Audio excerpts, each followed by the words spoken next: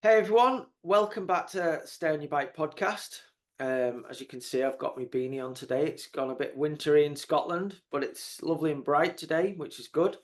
Um, this week's guest is someone I've spent a lot of time with over the years, and he became one of my best mates in mountain biking. And yeah, I don't really need to say how good on a bike he is. He's an amazing bike rider, and really happy to have Joe Smith on the podcast this week. Thanks for coming on, Joe. Yeah, cheers, mate. Thanks for having me, and thanks for the intro. It's always nice to hear nice things about yourself. Yeah, no worries. I mean, I've been biking for a long time, and yeah, I've rode with many people over the years, and you're definitely one of the ones that I'd put at the top of the list for actual talent on a bike. Um, you know, you've had some incredible race results over the years, but just bike riding talent is you're definitely up there, mate. So Yeah, I yeah, appreciate that. Yeah, I just enjoy riding my bike. I think, don't I? So, definitely. Um, cool. Well, I'd like to start off with just asking where you are at the moment, what you're up to currently, and then we'll send it back a little bit to how you got into biking. yeah, I'm just at home here in Mid Wales, kind of near Revo Bike Park, and not too far from Dovey. Just hanging out. Got two young kids. Luckily, the older one's in nursery today, and the missus has just took the younger one out to do some shopping. So got a quiet house for once. Yeah, just kind of trying to keep busy now. In a similar situation to you this year, with some shit that went on. So it's been a bit quieter than I'd like, but Yeah, yeah, trying to make the most. Doing a bit of coaching on the side just to kind of pay the bills, and yeah, just cool. still trying to ride my bike when I can. Good stuff. And enjoying being a father. Yeah, it's mega, isn't it? It's different. It definitely changes your perspective on things, and you just you realise that you had loads of time before, and now Yeah. you have no time whatsoever. Brilliant. Well, I guess once they start going to school and stuff, you get a bit more free time. Then once they've left for school, you've got time in the day. But yeah, it's definitely different. Yeah. Um, And I so mean, the older ones, but the older ones kind of getting to the edge. You can go on a bike and come with me on a bike ride, so it's a bit more. You can yeah, have a bit more fun with them, and yeah, it's good crack. time flies, mate. Well, that's cool. Um, so yeah, I mean, obviously we both were kind of working for the same company over the last few years, and then that all went tits up in the end of last year and the beginning of this year. So I guess that happened at the worst time. The industry is really bad at the moment for getting deals and sponsorship, and I guess you were left without a bike sponsor for this season. So what's I noticed you're still riding your Vitus bikes and stuff. What's the kind of plan there? Have you got any leeway with getting some more sponsors or anything at the moment? I'm just trying to speak to people at the moment, trying to see if we can kind of come to some kind of agreement. But yeah, like you said, it's a tough time at the moment. It's hard. Um, kind of, I'm speaking to people in person. They're all having real good chats with everyone, but it's just budgets and kind of where they're wanting to move their brands forward and this and that. So it's kind of hard.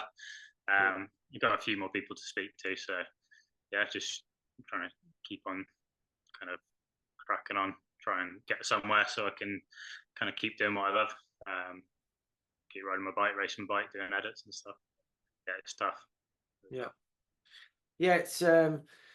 It's hard, isn't it? There's everyone's just being super careful at the moment because they're not selling a lot of product, and if they are selling product, I guess they're having to sell it at discounted prices. So there's probably not much profit being made at the moment. But um, I think I've said it to a few people. If you don't market your product, you're not going to sell your product, especially in times like this. So um, I think it's a bit of a chicken and egg, but I guess people are being much more careful on, where they spend the bit of money they want to spend. Um, what what's your take on, obviously, over the last few years, you've still been doing some downhill racing. You've still been competing in Red Bull Hardline, which I guess is the biggest event for you every year. Obviously, you missed it last year with injury, but you've had a dabble in enduro and you're doing the coaching.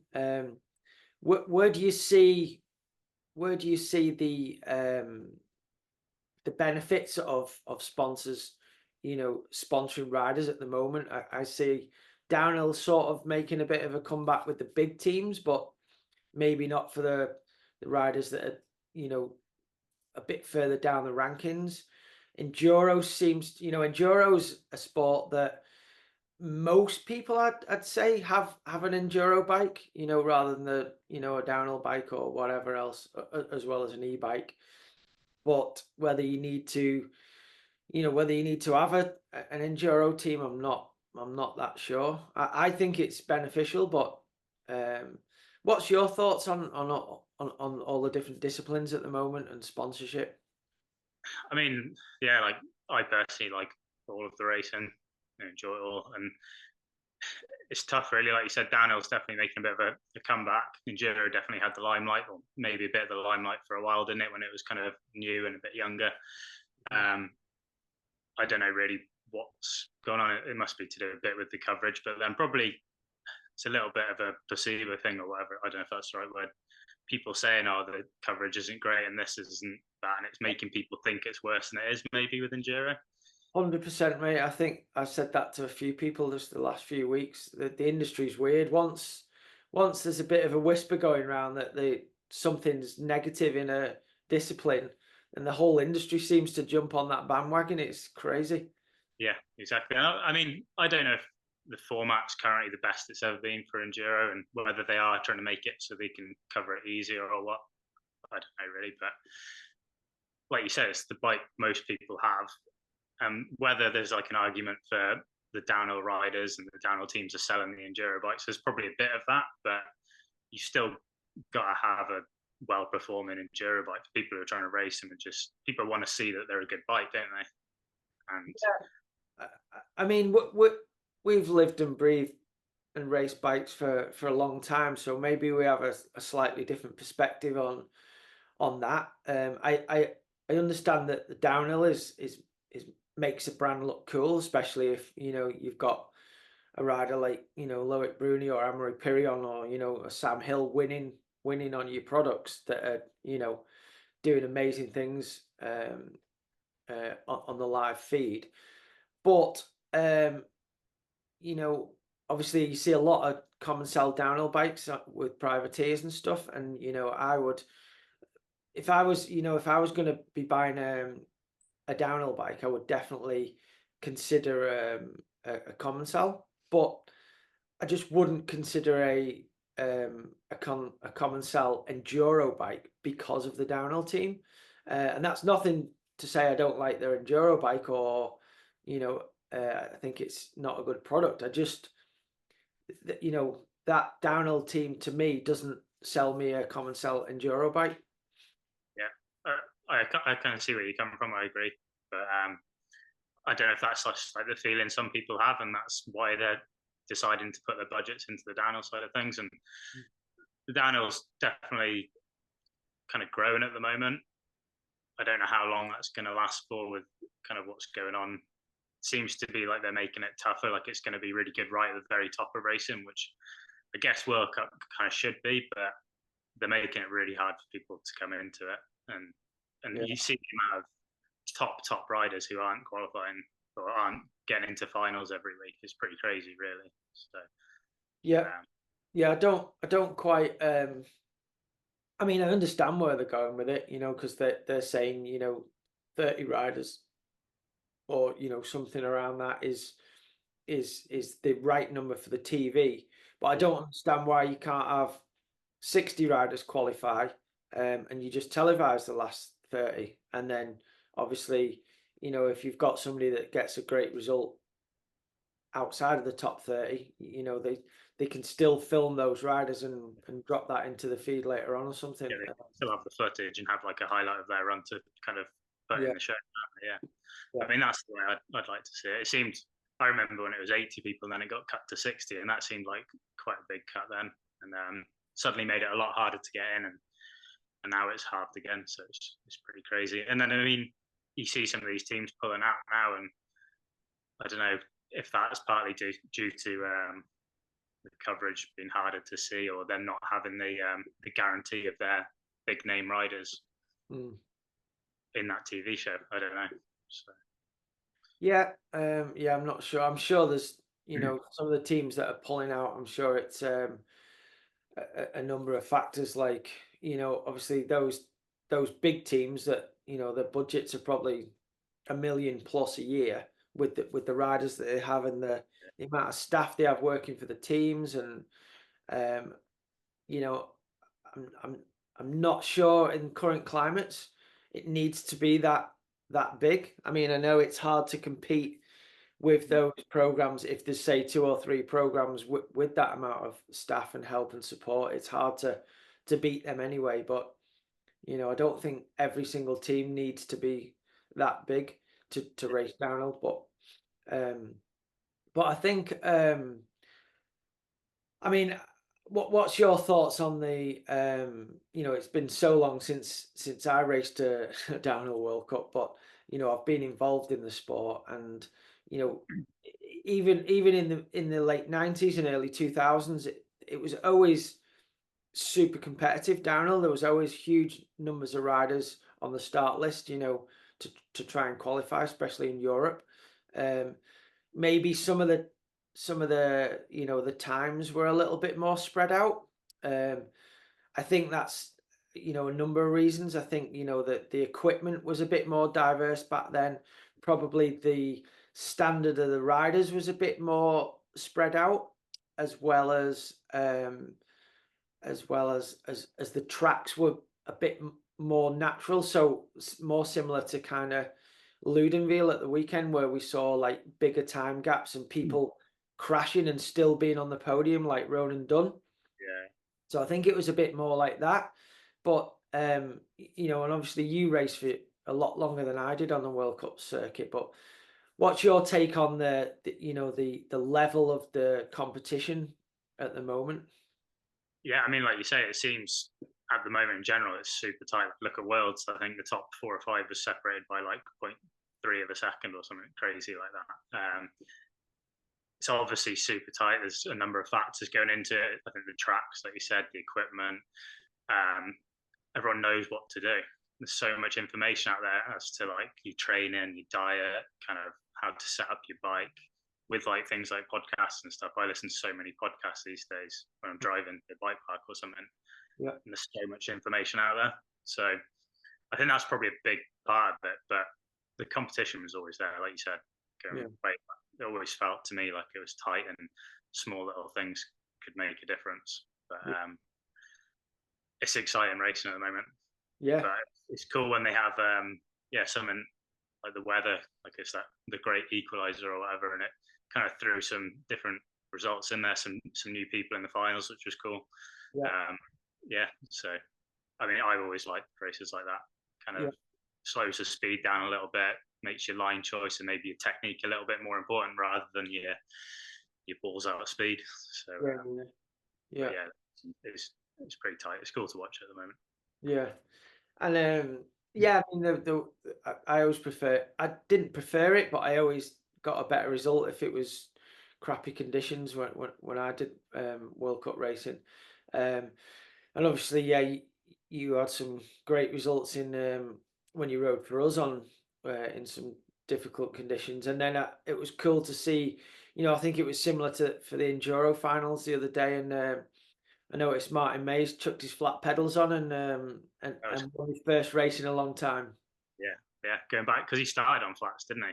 That's pretty cool. And it seems like there's actually a few guys doing really well in enduro on flat pedals, isn't there? Obviously Dan was, but then Dan, as you would know, Booker and the guy on the Commissar. He's super fast, and consistently gets in the top 5 and on the podium.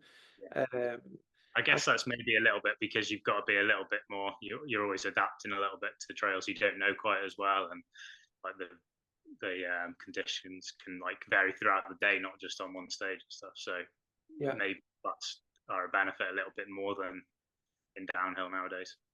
Yeah, because everyone's thoughts on enduro was, you can't win enduro races with all the pedaling on flat pedals, but there is a fair bit of pedaling, as you know, on some of the stages that we've raced and stuff. But there's also a lot of much more technical, natural stuff than you even get on a downhill track, isn't there? It might not be as scary or as high speed, but it's more technical and actually, more challenging to even, stay on your bike.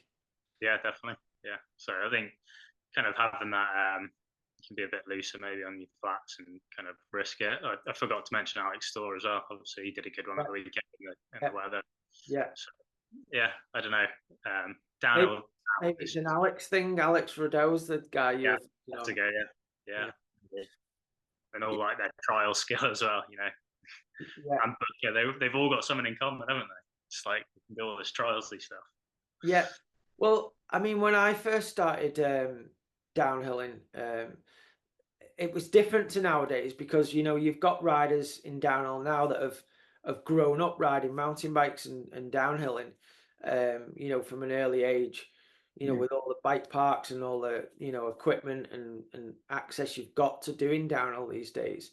But when I started, there was a lot of people that had either come from some people had come from BMX, some people had come from motorbike riding, motocross, but a lot of people, especially in the UK, had come from trials riding, and that was something I'd never done when I was younger. So it was a completely different sort of skill level that I had, riding slippy rocks and roots, and I wondered, I used to think these guys don't seem that, to me, they didn't seem that good on a bike. Maybe it was their style or, on jumps and stuff, but you got them on a downhill track and they were really fast. But since, I've got older and done a little bit of trials, I can totally understand why they would be good at downhilling and mountain biking. Do you think nowadays, it's hard to come from another sport and drop into mountain biking when you're a little bit older, say, like in your early 20s or mid 20s? Do you think that's still going to be possible now, or do you think the way the sport's going and the level of the young juniors and youth riders and juveniles coming through, do you think that's going to be harder and harder? Yeah, I think it'll be harder to come in at a later age or from a different sport. And that's probably just because there's going to be this pathway kind of emerging where the big teams are going to be investing, hopefully, to some extent in the younger guys to bring them up into the World Cup kind of stage. And like you said, people have grown up with bike parks now. I see it at Dovey Bike Park all the time. Like, kids starting there, they've basically only ever ridden that kind of bike park, and they're so fast and got like speed from that. I think there'll be exceptions to the rule. There'll be the odd person here and there who kind of comes in a bit later from, whether it's motocross or kind of whatever it could be, trials, BMX, enduro. But yeah, I think it's going to be harder for sure. Yeah. Well, let's take it back a bit to how you started with bikes. How did you come across bikes and where did you ride bikes, and then how you got into racing downhill? Because you were pretty young when I first noticed you. Yeah, I mean, we've been saying all this, but I've kind of only ever ridden mountain bikes really. I started off, I think, we just take bikes on holidays, like going caravan and stuff. My dad was into bikes. He was never like into bikes when he was younger or raced or anything like that, or any other kind of discipline of biking or anything. But he just liked going for a ride in the woods and stuff. So we kind of grew up doing that, and we had some pretty cool places somewhat on our doorstep in Wales here, like Cody Brennan, places like that. Yeah. Grew up going to them places. And then, I loved it. We'd build jumps in the back garden, try and hit them. And then eventually went on to my first kind of proper race, I think, was at Nantmouth, which which you'll know from back in the Yeah. day, wouldn't you? Little push-up race. I had like a 24-inch wheel, like Saracen with red RSTs on it or something like that, and I don't think I did that well. I can't really remember. It's pretty grim weather, kind of late pack, something like that. But definitely kind of got the bug for it then. Then it just kind of spiraled from there, really. I think my next bike after that was a Orange Patriot. I think I managed to find a deal down at, I think it was Skeens down in South Wales. Parents bought me that bike. It was like the previous year's model, a bit of a discount. And then we had a good kind of scene with racing around here. We had the Pierce, like I think it was called the Super Series or Summer Super Series or something at the time, and then the Dragon Downhills in Wales. So I would have been probably in juvenile at the time, second year or something like this at this point. So how old would you been then? Like 13 or something, 13, 14? Yeah, I think I maybe started in the year where I was 13 or 12, 13, something like that. I think I did 2 years in juvenile. So yeah, like 12, 13, 14 kind of age. And that second year, or like the last year in juvenile, I started getting some pretty good results on the Orange. I think we put some boxes on it, so it kind of made it a little bit more downhill friendly. I can't remember. I think I won a national at Jesus the end of that year, maybe. But I'd done a lot of racing. You go to dragon races, and there was like a Saturday race and a Sunday race. I don't know if you probably used to do a few of them. I went to a couple of dragons, not too many, but yeah, I remember doing a Saturday and a Sunday race. There was like loads of racing. The amount of little trophies I've got from, I think you do like 16 rounds throughout the year in the end because of Saturday, Sundays. Yeah, so it was so much racing. I can't thank my parents enough now. Like thinking back, like every weekend probably be going away racing. But then I think I moved into youth, and I went. I think I'd had some good results that last year in juvenile. I got a bit of a sponsorship from like the UK Ancelotti guys. Cool little Italian brand, still going. You still see Tommaso at the Enduros. He's got some pretty good riders in Enduros, actually, hasn't he? Yeah, Tommy's been going really good this year. Yeah, yeah. We met him, didn't we, when he rode for Nuke Proof for a few years with Supernatural, and then yeah, he's on Ancelotti now, and he's been having some great results. Yeah, because I remember he had one of the women in like the under-21 who was like winning as well a few years ago. Yeah, it's cool to see him still investing like in the Italians and kind of being involved in the sport. Yeah, so that was my kind of first proper team really at the time. Got on the bike and kind of felt the part then. And was that the same time as Matt Simmons was on Ancelotti as well? I can't remember if I think the first year I was on it, Matt wasn't. I think the second and third years. So I went kind of through my years in youth on Ancelotti, and then my first year doing World Cups in junior with them as well. Okay. So I think Matt did maybe the last 2 years I was on the team with him as well. And they were really good bikes, I thought, at the time. Something pretty different with a kind of twin top tubes at the time. And, low center of gravity, kind of motorbike inspired suspension design and stuff. Real knowledgeable guy, real cool bike. But it was all like, I think there was their own shock, so you couldn't really get that serviced anywhere. And hitting device was pretty like special, just so that bike you couldn't just chuck anything else on it and stuff like that. So it probably made it a little bit harder from that perspective, keeping on top of the bike. But it was a good bike. I had some great years on that. I think I won first year in youth, I won the national championships. The second year, I managed to win the overall series.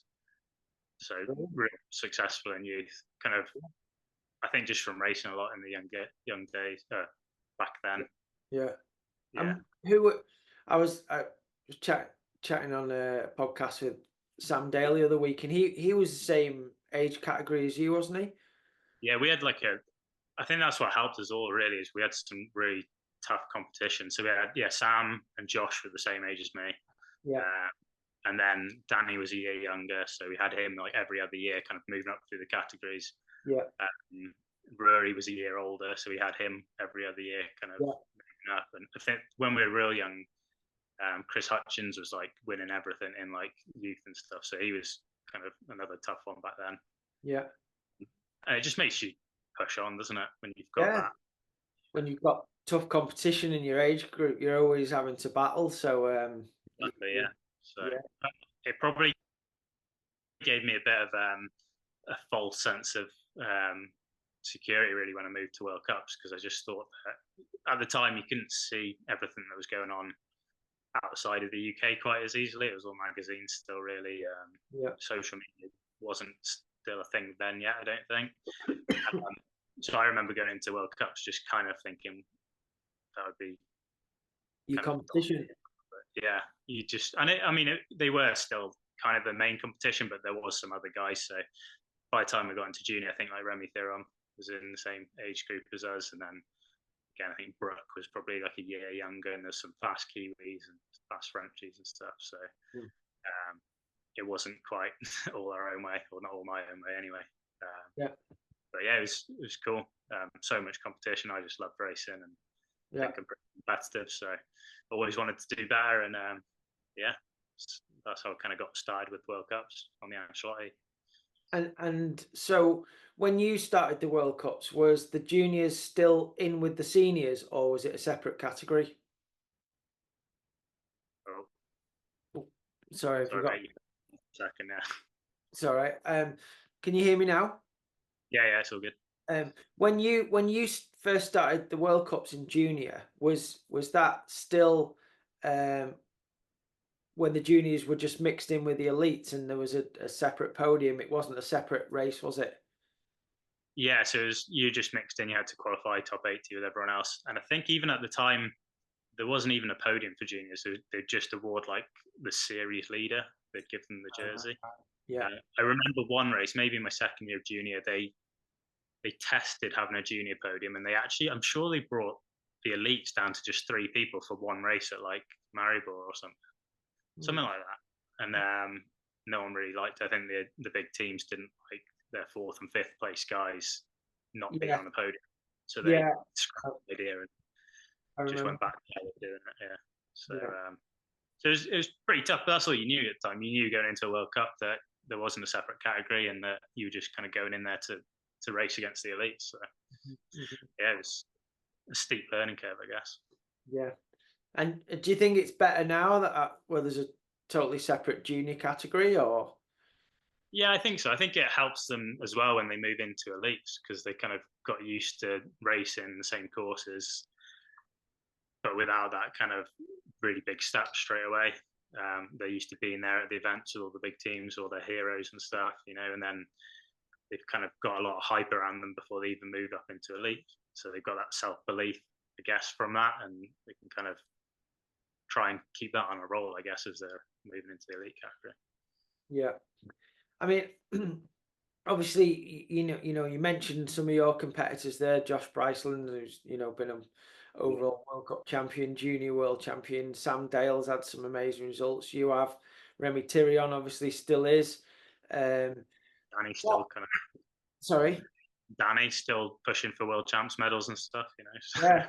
I mean, that was him. His ride at World Champs the other week was super impressive. He was what, point two, Yeah, he won the race, didn't he? Give or point take. two of a second off winning. They basically all put the same run in, didn't they? Yeah. Crazy, really, wasn't it? So when you sort of, when you guys were all first going into the junior category for 2 years, what were your kind of best results uh, in the World Cup? I can't remember what everyone else was doing. I'm sure Josh and Sam had some good results. They had some really good ones in like world champs. I think they both got the medals at world champs. I never managed to quite make it happen at any world champs ever, really. But World Cups, I started off pretty strong. I think I was like mid to late 20s at the first one I did in Vigo in Spain. Yeah. Kind of a little bit affected by the weather. I think I got into finals, and then I was a little bit earlier down. It was raining, not as bad as maybe it did at the end. That's when I think Slugger won. Yeah, I I remember. think it was that one. And then we went to Champri for the first time. I went to Champri. It was my second World Cup. And That was 07. 07, yeah, that's it. So I can't remember. It was a gnarly weekend, but I'd kind of grown up riding sketchy steep tracks in Wales, so I really loved it. And I qualified like I think it was 11th, something like that. Yeah. And I remember dropping into finals. I think Kavarik was behind me or something in the start, like the line at the start and stuff, and it was started pissing down and stuff. And yeah, I didn't manage to make it stick. I think I probably crashed once or twice, but then my front tire actually come off the rim, Wow. and then my tube like went real big, blew up. It actually locked my front wheel up, and I'm in one of the Earth movies back in the day, like my front end locking up and going over the bars, like skidding down the steep stuff at the end. So yeah, that was a bit of a bummer after qualifying so well there. And then I think just kind of maintained all right results for the rest of that year. Qualifying most of the time. I think I missed one qualifying at Schladming that year. And yeah, just kind of mid back. So, but then I think by the end of the second year, I moved on to a different team then. But I think I managed to get in the top 20 at Schladming. It was my first kind of top 20, like a 17th or 18th, something like that. So yeah, that was pretty cool on a proper track. Yeah. Was that when you had moved to Kona? No, I had a year between that when I was on a Tomac actually, which is pretty cool. Yeah, of course, yeah. The one that Claudio Calori ran, that team. Yeah, those two teams I rode for the one that Claudio ran. It was me. I think there was some Swiss guys on it as well, and then a load of Aussie kids as well. It was a cool bike, iconic name, wasn't it? Super. I felt like pretty privileged at the time to be representing such an iconic name. Yeah. Never actually met John, but everyone else from the brand is real cool. So brilliant. Oh, he's a good guy, and I'm sure he would have been really impressed with you riding this bike, for sure. I was lucky enough to race against him a few times when I first started, and he was coming towards the end of his career. Yeah, super nice, chill dude. Like, yeah. I've always been like a bit of a Eli fan after that, I think. So yeah, that was cool, and it was a good fun year. I managed to get, I think, to all of the World Cups apart from was there one in Cairns back then, 2008? Not Cairns, in Canberra. That's it. So I didn't go to that one, but managed to go out to Canada. We did Montserrat and Bromont for like my first times over there. Yeah, it's just a really cool year. Cool. And obviously, you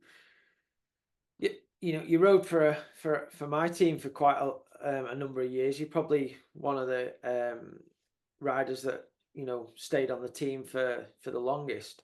I always noticed you had some, when you was in the UK, especially in the early days on the team, you could beat anybody on a Welsh track. Was that, but then sometimes we go to a World Cup and you just didn't seem to have that same, confidence that you did. Not that you weren't confident or you didn't have the skills to do it, but sometimes I just thought, why can you, beat these guys on these difficult tracks in Wales, but you sometimes weren't able to do that on a World Cup track? Do you think that, being on more familiar terrain was good for you mentally, or was it a certain style of track that you just didn't feel as confident on?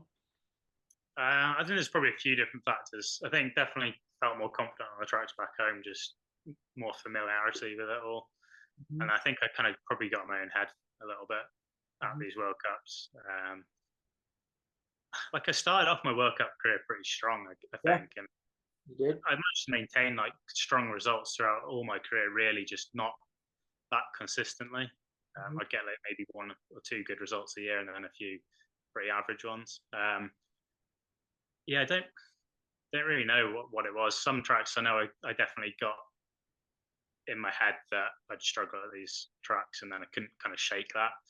And then it messed with my whole practice really, like a little bit at times. Like sometimes you'd be stopped on a harder section or that, and you kind of seen everyone else go flat out past you, or like some other top riders there watching, then you're nervous, like I don't want to look like an idiot doing it. It sounds so stupid now thinking about that, but it affects your mental kind of state, and then that kind of makes you practice a little bit slower.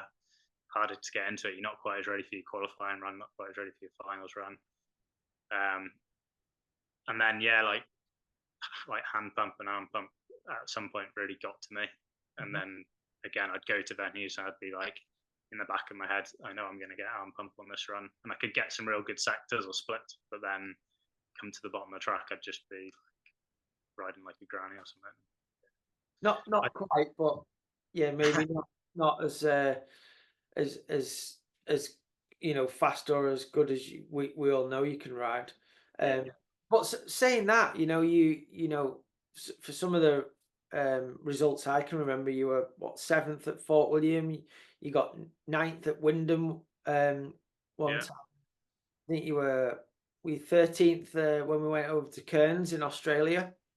Yeah, I think one of the Cairns ones stands out. I remember being on the hot seat for ages, and there was like a big crash with like PT or Brayton's bike or something. Did Brayton crash or his bike? Someone jumped on his bike. So we were like sat in the hot seat while the track was just baking out. And then I remember just missing out on the top 10, and I was good. But because the track was fast. I had a few top 10s and quite a lot of top 15s, top 20s and stuff. And I had a few good years. Like I think 2014 was probably the best year. 2014, I was going to mention that 2014, the whole team had a good season, didn't they? There was yourself, Mike Jones, and Sam all getting really good results. I think that was Sam's second year on the team.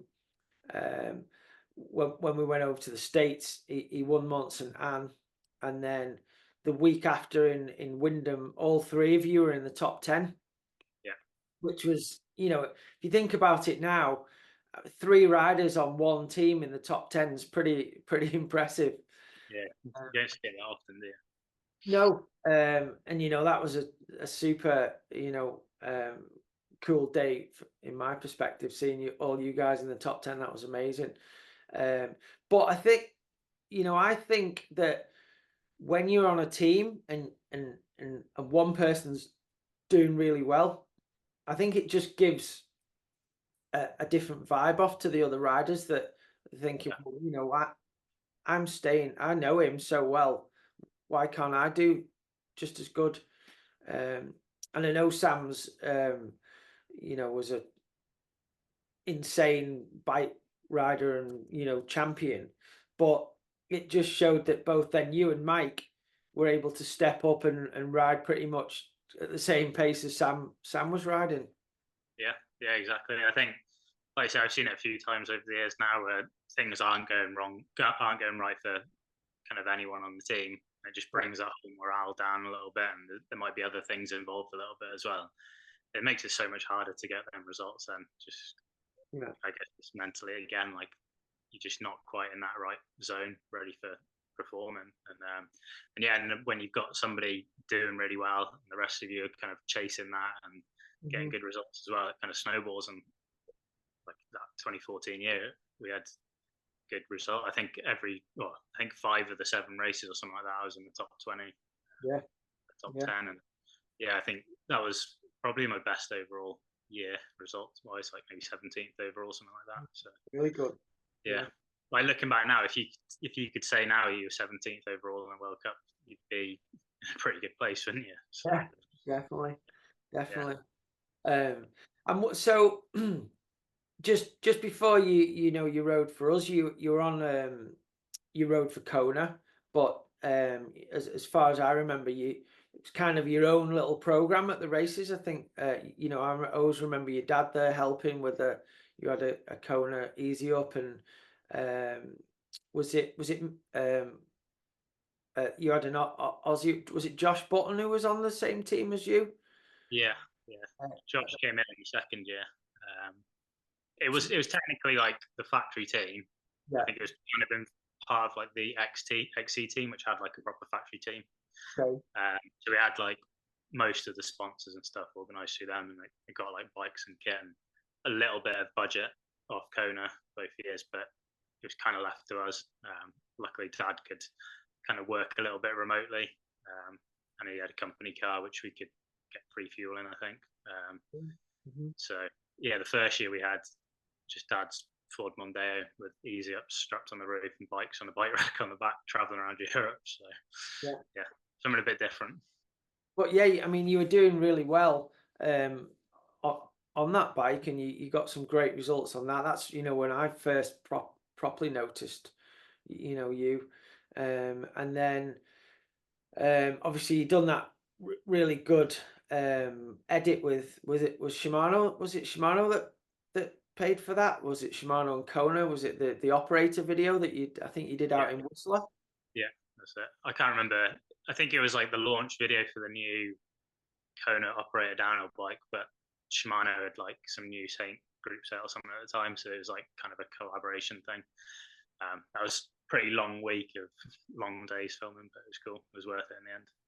Yeah, I mean, I wanted to ask you a bit about that. I mean, obviously that wasn't just I'm not going to put any names of videographers that we used on the team, but we never had a huge budget to do riding edits. They were a bit more, you know, I don't want to say they weren't any good, but that edit that you did with that seemed like it was a big budget, sort of film production type of edit. Um, was it a lot different to anything else you'd done before? Yeah, it was pretty different. Like, I'm pretty sure the camera they bought in at the time had been like flown up from like Hollywood or something, and Yeah, it had like a guy who operated it who came with it, who wasn't necessarily like a mountain bike filmer. sure. I think it was like done by like Freeride Entertainment or something. But they like the New World Disorder people, something like that. I think they were like heavily involved. Obviously, Kona were big in that kind of in that freeride kind of circles. Um, yeah, the camera was pretty crazy. This crazy slow motion camera, which once you'd done a shot, that they had to kind of wait for 10 minutes for it to save, and then you'd go again. And All right. yeah, it was pretty cool though. Like you say, different to what I'd done before. I've always enjoyed doing like film and edits for people, but it'd always been like one person just with the little camera really before that, or Yeah. like on the team with some of our film guys. Even after that, it was a little bit lower budget. Like you say, still just as good, but definitely not the same kind of budget spent on it. I did see that with Kona quite a bit back then. I was only young, but I'd be like, they're spending so much money on this, or they'd throw like a party at Crankworks and stuff, and you hear numbers thrown around of what they were spending. I was just like, what's Yeah. going on? But then you didn't have much budget for your race program. No, I think they sent dad. I think the first year, I think they gave us $5,000 probably. It just went to my dad, didn't cover the Yeah. full year. Yeah. Second year, we got $10,000, but like that wasn't a wage. That was just to pay for fuel and accommodation and everything. And yeah, they didn't last the year. I don't think. But yeah, and then so luckily, I still like I'd go out to Canada. They'd pay for the flights and everything. Okay. So I still got to travel around and do everything I needed to, but I didn't get any money back then. No wage. Mm. And at that point, um, you had I guess you had your mind set on the World Cups and making it as a downhill World Cup guy. You didn't have any other ideas about, especially riding for Kona, going and doing free ride stuff or anything like that. No, not. I think it was just all racing for me back then. Again, it was still a little bit less social media and things like that, so you didn't see as much. There was the big films, so you saw all that free ride stuff, and I liked the dirt jumping side of things a little bit.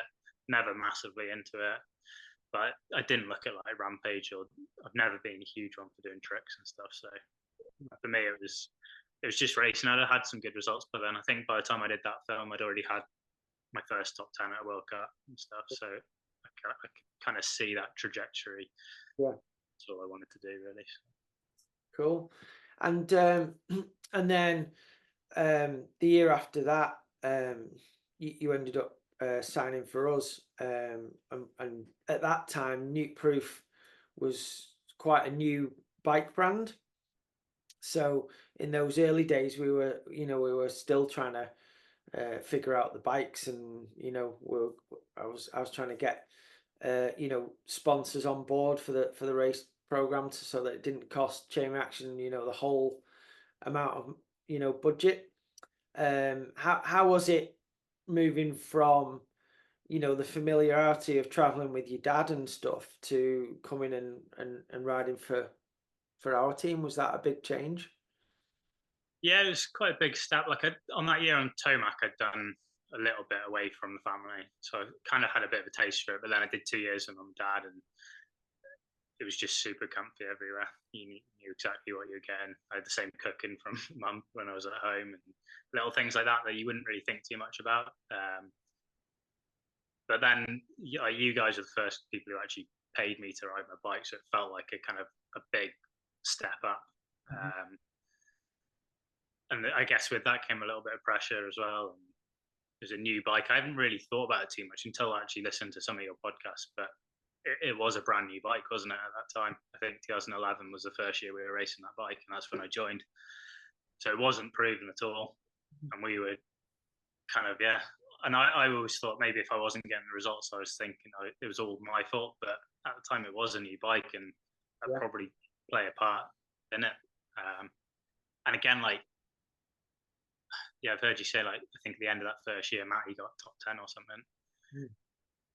I remember his first race the next year at Fort William, and I got that 7th place. And the bike's only been around for like a year or something, so pretty good. I'm pretty proud of myself when I look back on it. At the time, I was just like, this is what I've been striving for. I already had a top 10 previously. I was wanting to get back to that, but now in the development of the bike, it was still super young then, wasn't it? So, yeah.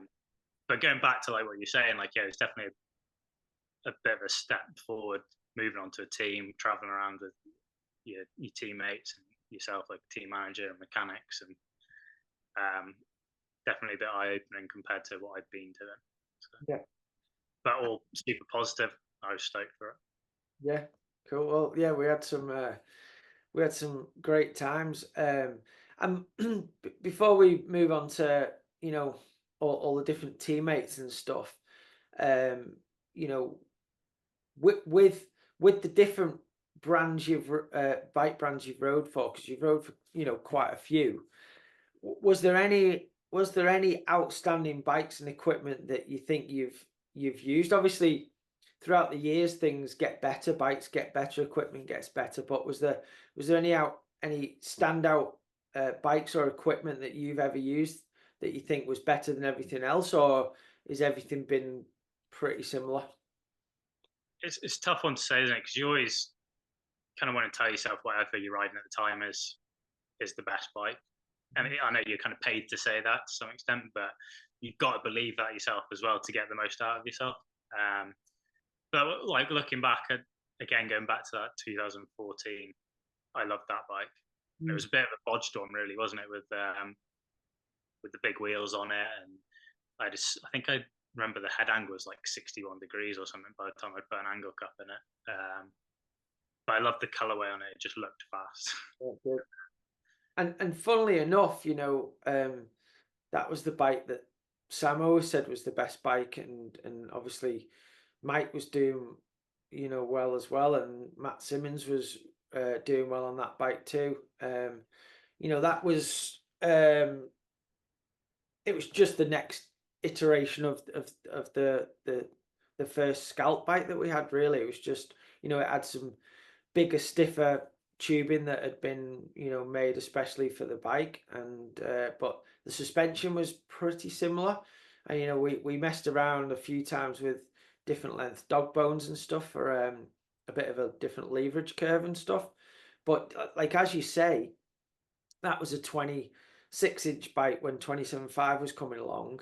I'm pretty sure you and Mike and just basically had 27.5 wheels on with an angle setting. I think you still had the same stroke shock, so the BB was a little higher. I think JC had shortened Sam's shock, so in reality, he had a little bit less travel, but it lowered his BB. Yeah. But well, it was basically a bodge job, and you guys all got the best result we ever had on that bike. Yeah, and I remember we went to that setup not at the first race of the year, did we? I think we went. Did we have South Africa and Cairns the first 2 races? Yeah, well, I think South Africa we Was that the year that we made the special megas? That was it, yeah. Which probably was 650B then, was it? Yes, it was. Yeah.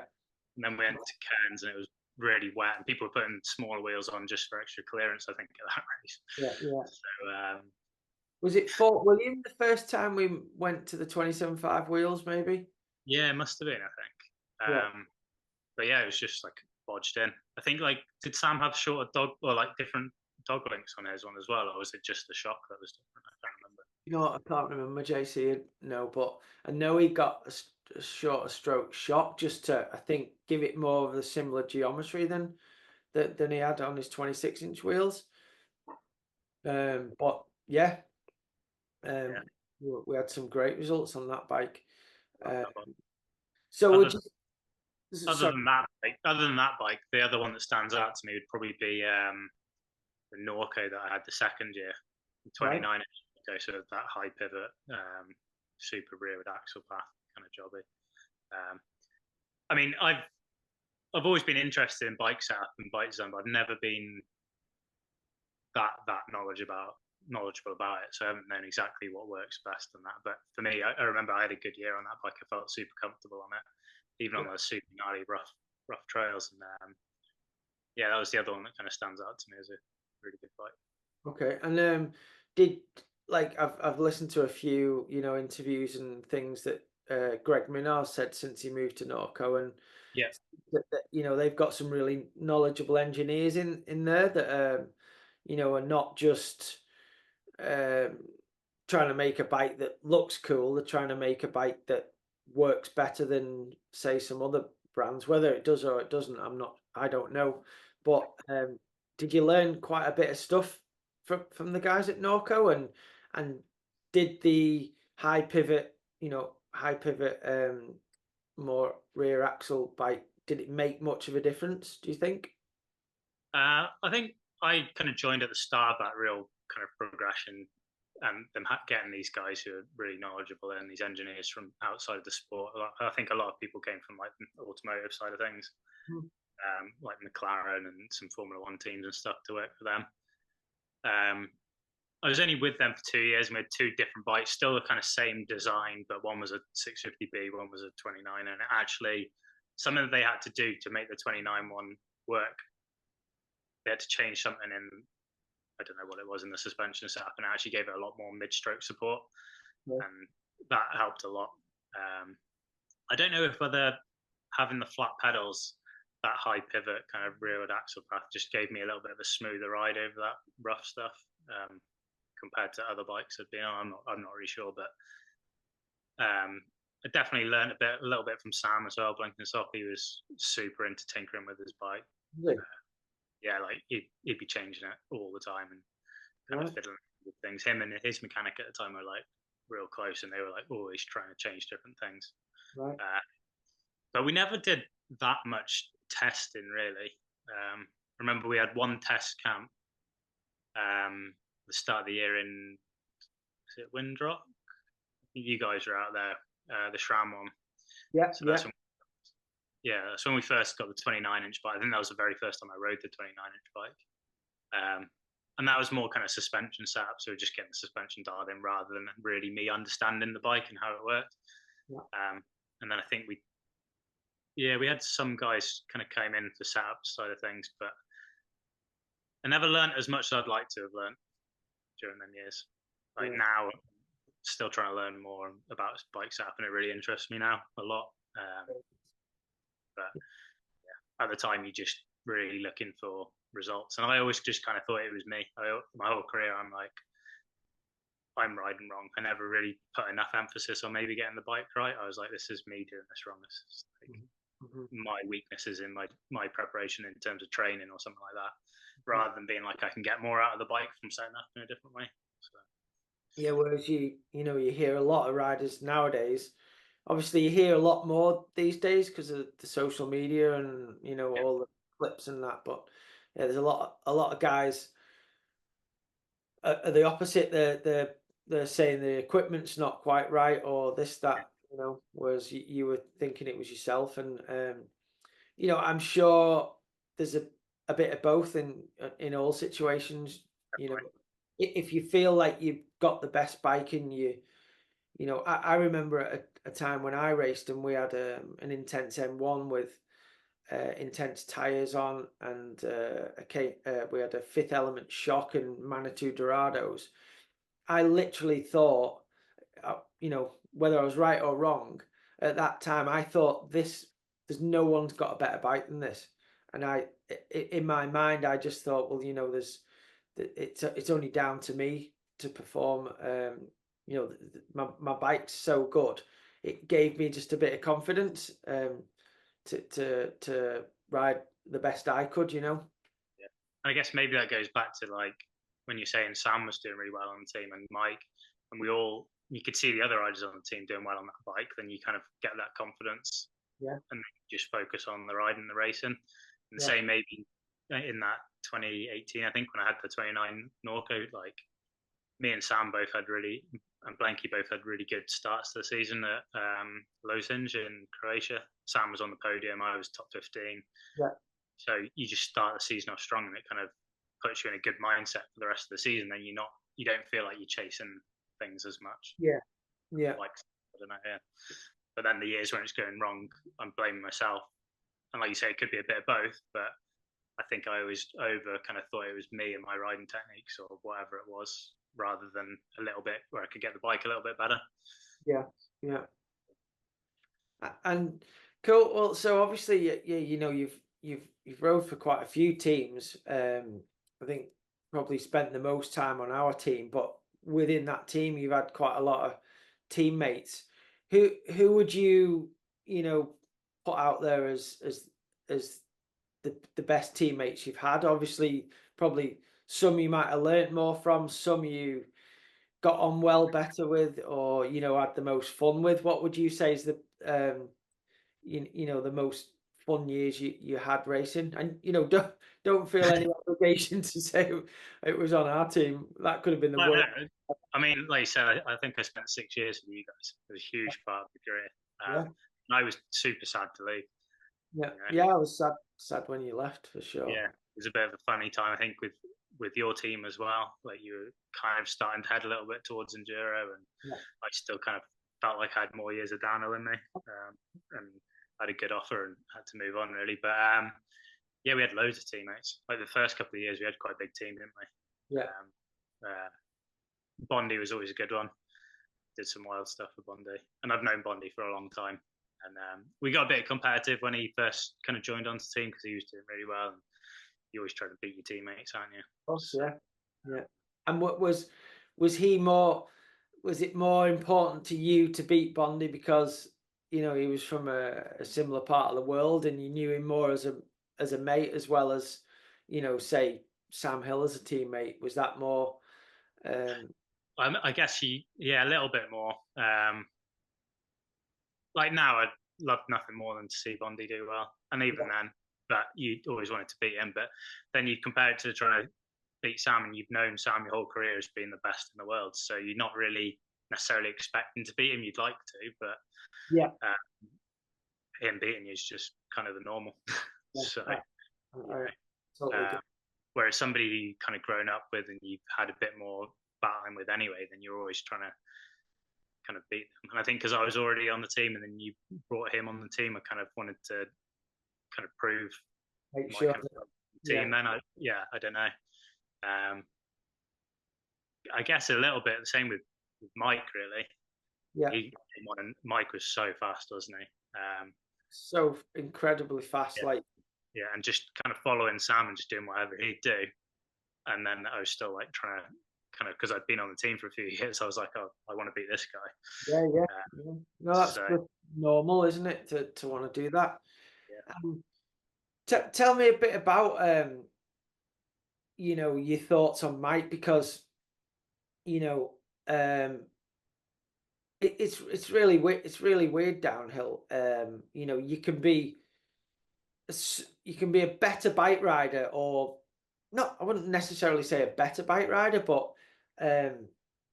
you know, just as an example, you've had top 10 World Cup results, and you've had podiums at Red Bull Hardline, which is you know a completely different kettle of fish.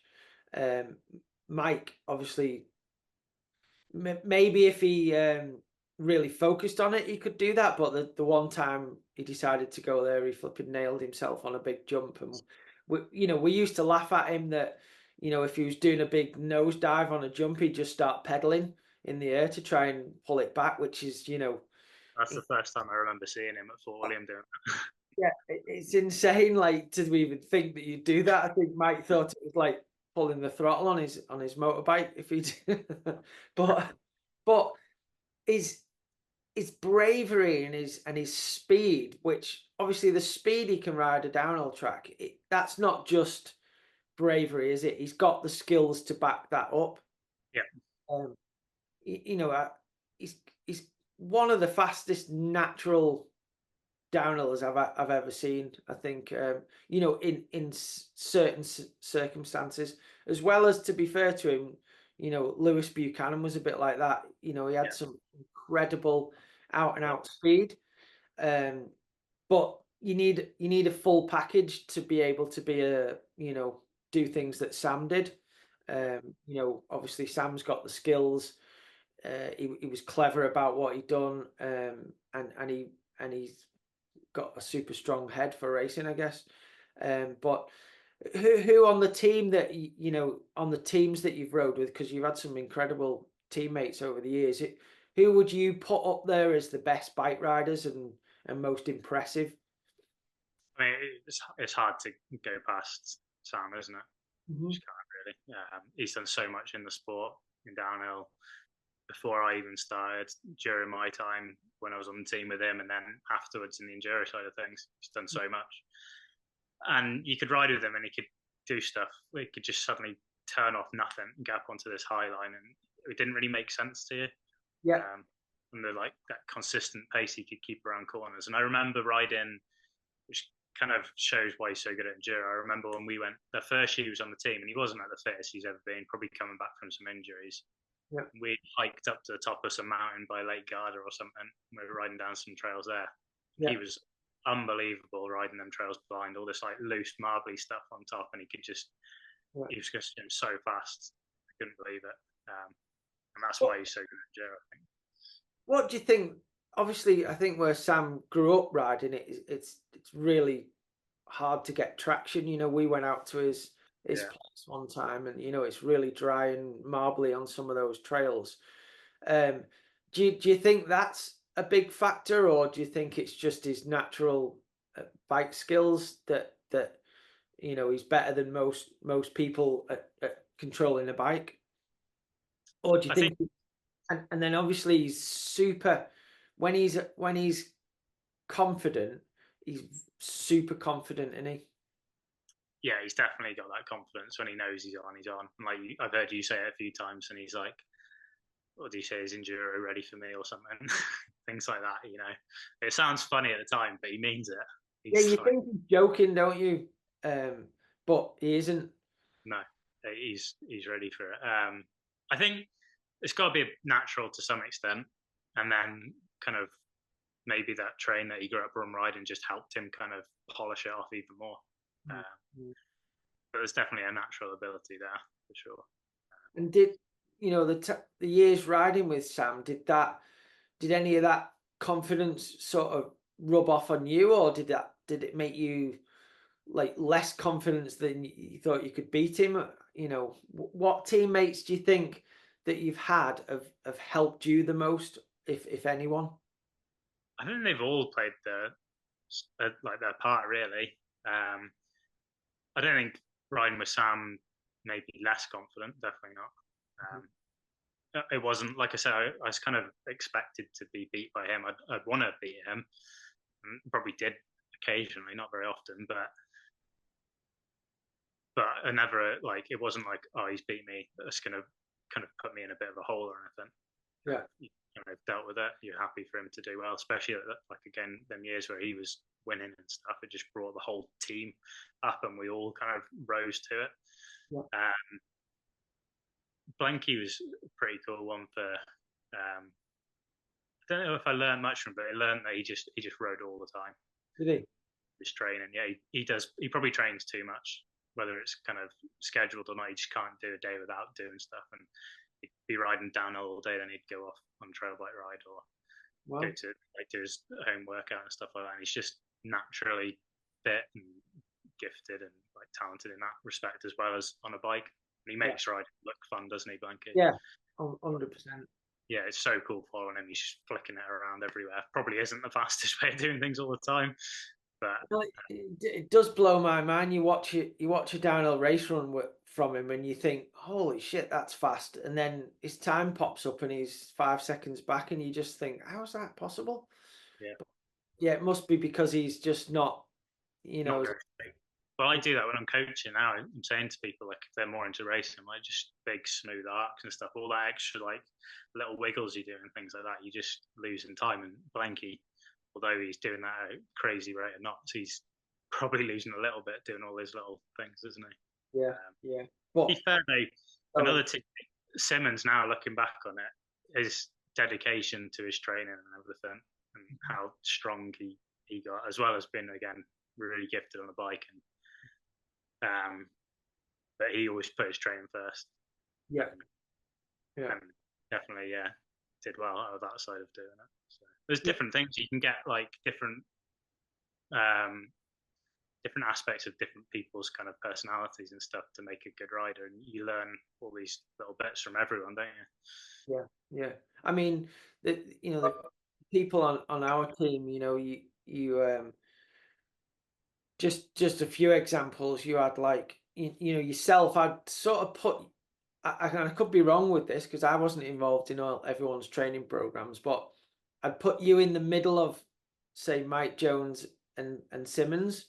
I'd say Simmons probably put the most work into the fitness and the strength side of things to improve his riding. Obviously, all three of you are amazing bike riders. I'd say Mike literally just winged it on natural talent. Yeah. And I'd say you were incredible natural talent, but were pretty serious on your training, but maybe not as committed as Simmons. I don't think probably many other people on the team were. Maybe Julian. I don't know. I could be totally wrong here, but that's what I'd imagine. I'd say if Mike put in the work that Simmons had done, I think he could have been, pretty have a pretty incredible career. However, maybe Mike's personality doesn't allow him to do that, and then it would have made it not fun, and he wouldn't have been as fast. I don't know. What's your thoughts? Yeah, it doesn't work for everyone, does it? Mike, if he'd ate less Haribos, trained a bit harder, I don't know. But I think he trained pretty hard when he went out with Sam, didn't he? But kind of for enduro rather than downhill, probably. Yeah, I mean, Sam said he was pretty lazy compared to him sometimes. But I do remember, like, when we went over to Ireland, and Mike was incredible at pedaling up. I don't know if you remember that, up like really steep, hard terrain where you needed skill and endurance. He was incredible at it. Yeah, I think Mike. I remember training with him after, like, we both left your team. We were training with Milway, and he was strong. I think he was the real strong lad. At the time, I think he probably changed things then. His outlook on riding and training probably changed.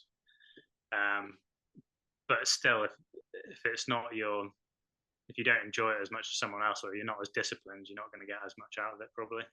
And like you say, like, Matt's always been pretty disciplined in himself. He can make himself, and he'll put that first. Whereas for me, I'd put going for a ride with friends, and I'd always try and like kind of fit in doing stuff with somebody else to enjoy my riding over going to the gym or doing the intervals and stuff like that. I'd still try and fit it all in, but I'd always kind of miss out on the odd session here and there because I was kind of putting the pump track first or something like that. And as bad as that might be, if I look back, maybe I could have got some better results here and there, but I'm still kind of still racing to some extent now, still enjoying riding my bike like 20 years later or whatever. So if you look at it from that perspective, and I'm still enjoying it, I haven't got burnt out from it. I still want to do it. So yeah, no, for sure. Well, I mean, you know, you had a really impressive World Cup career. I do think, you know, you had the ability to do even better sometimes, but so there's a lot of other people as well. It's quite a difficult puzzle to get, you know, to put together to become somebody like, you know, Sam or Loic Bruni or you know, won a lot of titles. So let's move on a little bit to the success you've had at Red Bull Hardline. You know, Red Bull Hardline, I've been and, you know, watched you there quite a few times.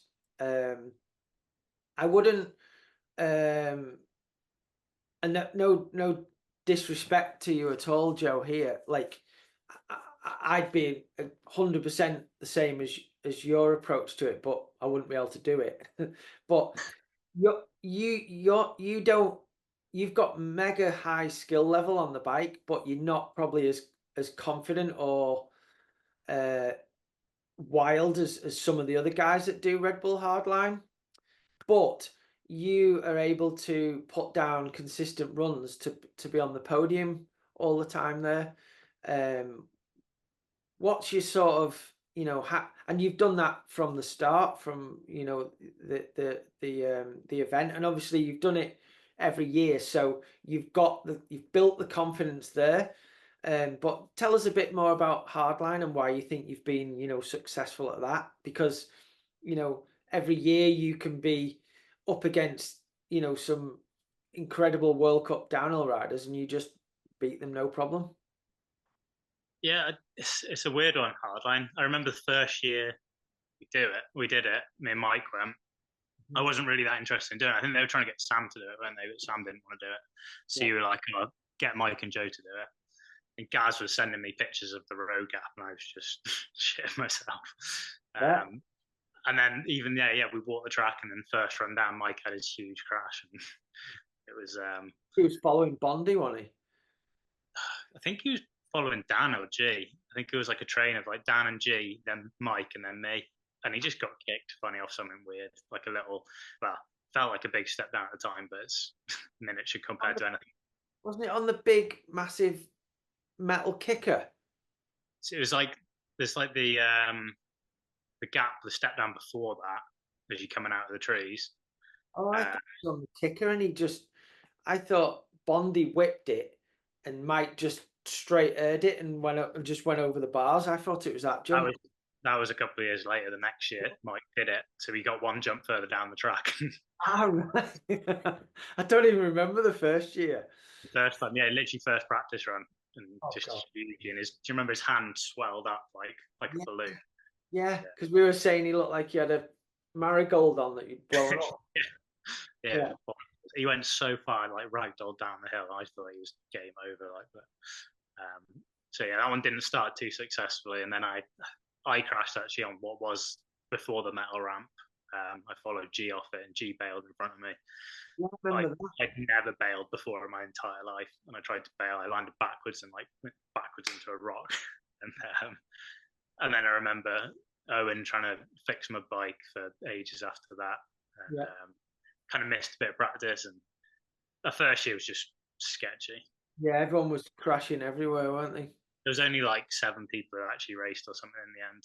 Yeah. I think I just missed out on the podium. There I was 4th, but like Bruni was 3rd. Yeah. Danny won it, and Afi was 2nd, I think. So some top guys. And then, like you say, like kind of keeping going every year after that, eventually till now it must have helped my confidence a little bit. I'm still scared every time I go. But I can look back and be like, well, I've done it all before. All these different sketchy scenarios in like really crazy weather and stuff like that. I've done it all before. Even if they had something new, it's only a couple of features maybe on the whole track, and then I can kind of tell myself I've already done the other ones before. But I'm still nervous every jump up there. Really I'm nervous doing it for the first time, and all the way through the week really. And then usually at some point it all starts clicking, and then I start trying to go fast, trying to link it all together. And I honestly don't know what it is, why I've done well there, especially why I kind of still managed to go well there now, competing against people, like you say, who are still racing World Cups week in, week out. I think it's definitely I've never done it, so I can't say. But from watching it, it looks like it's a lot more. There's especially those big features. It's the last couple of years it seems to be changing a little bit, but in the past it looked like there was a certain speed you had to hit those and do those. And obviously you've got super good bike control. You're not just hanging on. So you get all the jumps really good and smooth and right. And then the race is kind of won in between, or the race, you do well at the race in between the sections. Yeah. The last couple of years, to me it's looked like they've been more of a full race run, other than there's only so fast you can go over certain features. But do you think it's a little bit like that? Whereas a World Cup run, to win a World Cup, you've literally got to be absolutely over your limit at every part of the track, really, haven't you? Yeah, I think that's definitely part of it. You kind of got to link everything up right at hardline, and like you say, you used to be kind of limited a little bit by the speed, and you try and get over one feature, and then you try and get the next bit right, then you've got the next feature. And then it was wet quite a lot of the time as well, which made them bits between the track way harder. And there was a lot more between the jumps back, like in the first kind of 5-6 years of hardline. A lot more techie rock drops and sketchy slippy slabs and stuff. So it was a little bit more, even in the dry, it was a bit more about your kind of bike controlling, your handling, kind of technical side of things, as well as linking jumps out. Whereas it's definitely moving towards that kind of high speed, flat out, top to bottom now. You can hit like the 100-footers. I remember like Bernard saying he thought he could gain a bit of time on them, on everyone else just hitting them faster than everyone else. And then you've got like that kind of steep drop at the top of the open section. And it seems like almost the faster you go, the smoother it is, as long as you can kind of control that speed into the big left at the bottom. It's only really probably the road gap now, to some extent, where you've got a limit, like a speed that you've got to hit it at.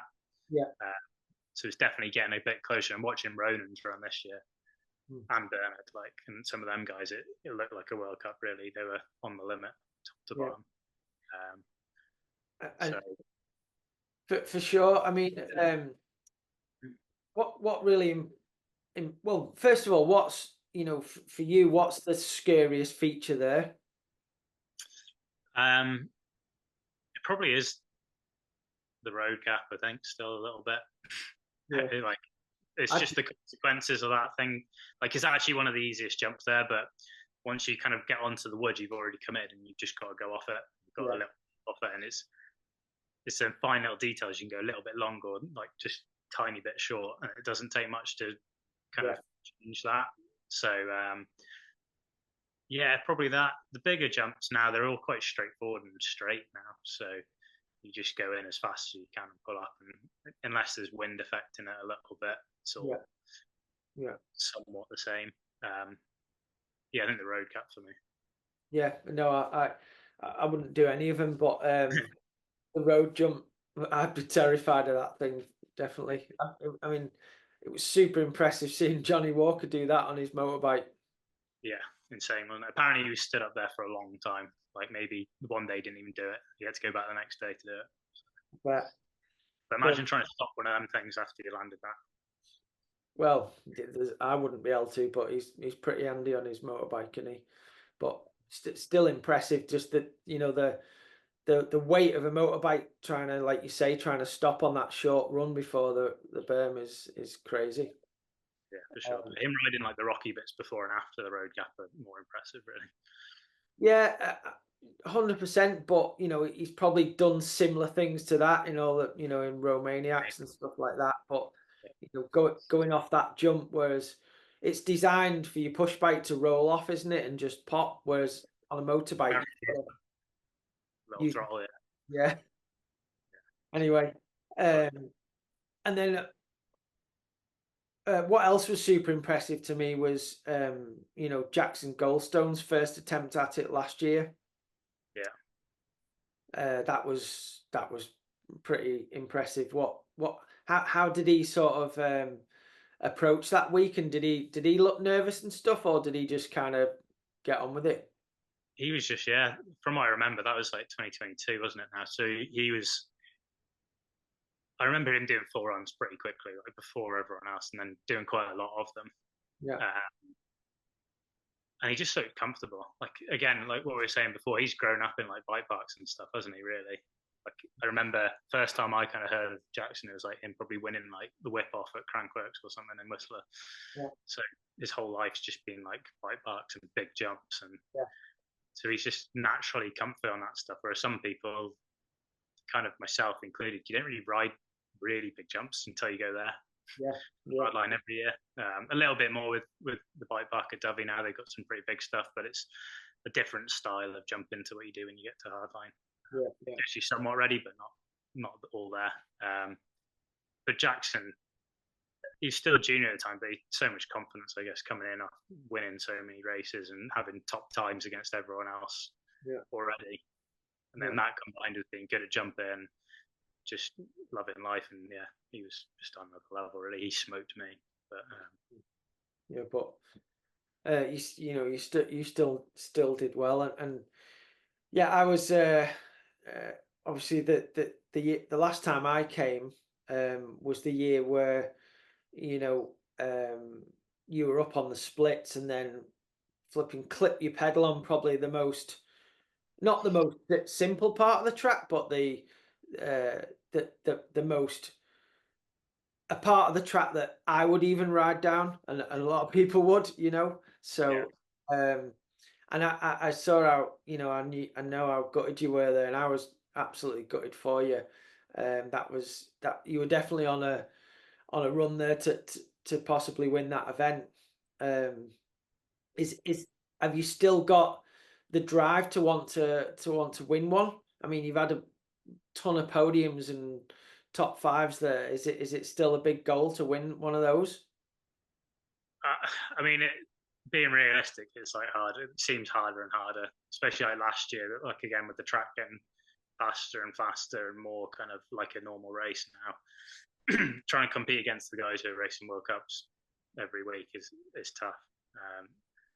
But there's always a chance of rain there, and if it rains, that's when I feel like I can kind of level up a little bit. So ideally, but I don't want to set my sights too high. Sure. We'll see. That year when you came, I was super upset. I felt like I think it was more once everyone told me I was on a good one. I felt like I was on a good one. I knew I was riding well that weekend, but we didn't get qualifying, I think, or no seeding run that year because of wind. So I didn't really have anything to gauge it off. But then when I come down and everyone was like, "Oh, you're on a mega one," and it just kind of hit home, and I was good, really good. But it's good to know I was riding well. That was kind of.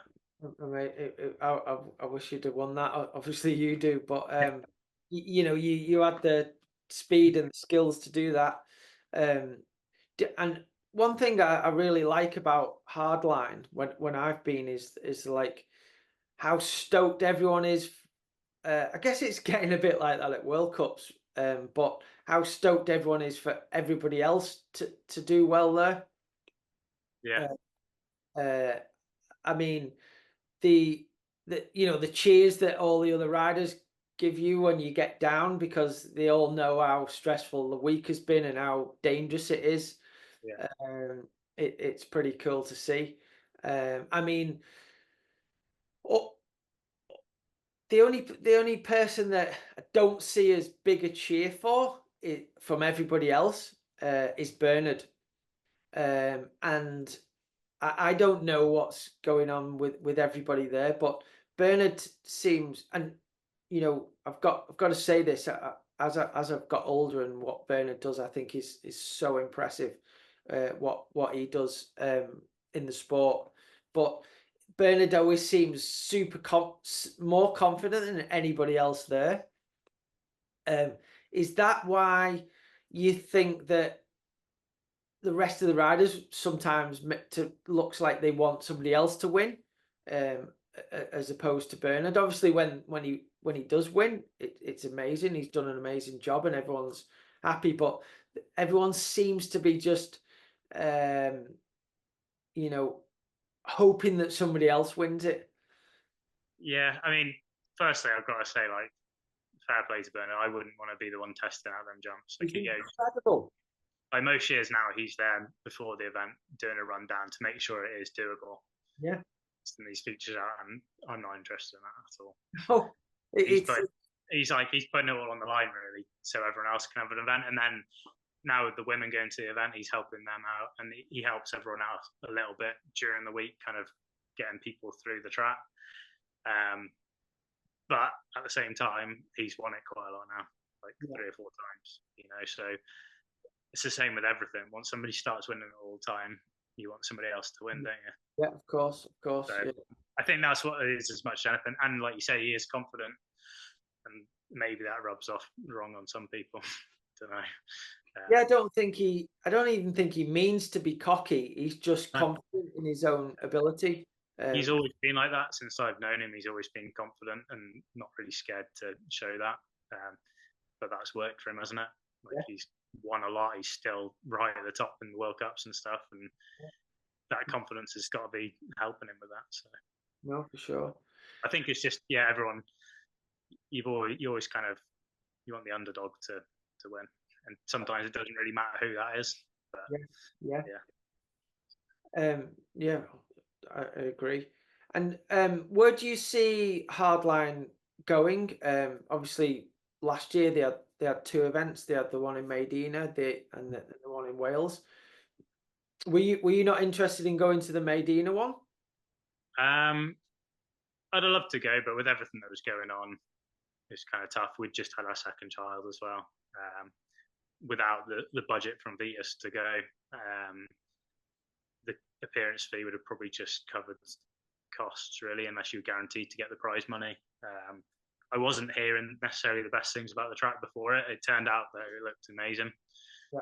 But it sounded like there was a few teething issues before the event with things changing the features and stuff. Yeah. But yeah, I kind of once I was watching it, I was like, I really wish I was there. Sure. Yeah. I'm the same now watching a World Cup. I'm like, oh, I wish I was there, especially last week in the mud. But you'd have been in Forte in that race last week.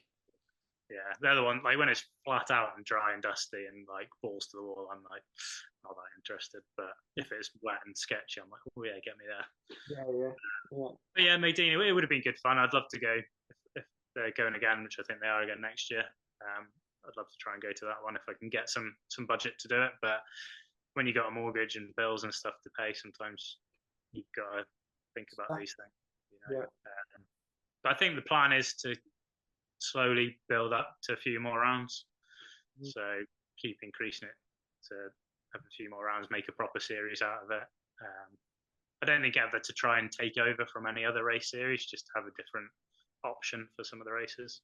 Yeah, which is great for someone like me, maybe now not doing the World Cups.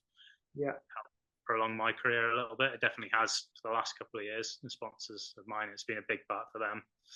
So, and what have you? Obviously, it's a lot of people say it's the best downhill track in the world. Especially, it must be one of the best too for televising, and it's definitely incredibly challenging. But is it a bigger buzz and achievement and something that you want to do more than racing World Cup downhill, or is it different? It's definitely different. I think the buzz when you get to the end of that week and you complete a week at Hardline, you're so stoked, but it's so stressful in that moment, and it's stress in a different manner, I think, to a World Cup, isn't it? Yeah. You're kind of scared of, I'm me. I don't know if someone like Bernard's the same, but I'm scared of a lot of the features. Yeah. Trying to line them up and get that run done, and then that feeling at the end of that was like really hard to match. Whereas a World Cup's just your typical race that I'd kind of grown up doing to some extent, just at the top level. Yeah. It's been a few years since I've done a World Cup. I'm sure it feels a bit different now. It looks like it's super rushed now. The weeks at World Cup, there's not much time to think. So yeah, for me, yeah, I love the feeling of doing the hard line and getting through that week. So if there was a few more of them to get that buzz from, yeah, I'd jump at the opportunity. Cool. And obviously it's, you know, you've got to have a certain venue and a huge crew to build those tracks.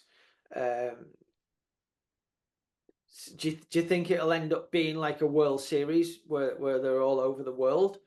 Is that the sort of hope? I think the plan is, yeah, to have a few all over the world. Like we had a meeting a few years ago and they were like asking where we'd want to go. I don't know if it'd be some like kind of exotic locations, but it's an expensive event to run, I think. Yeah. I've heard. So it's got to be justifiable.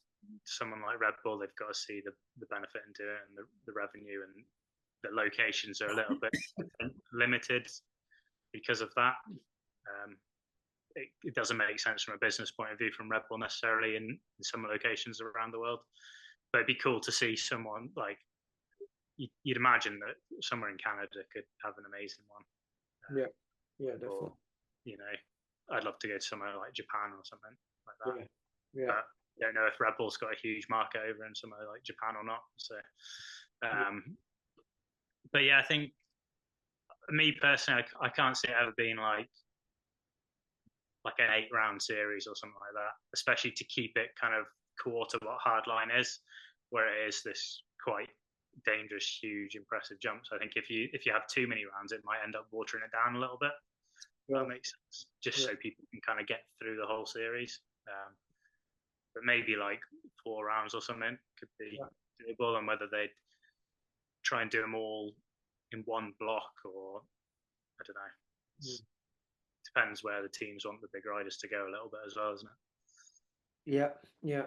And if it was to go down that road and there was to be a sort of hardline World Series, do you know are the current downhill bikes the right tool for the job?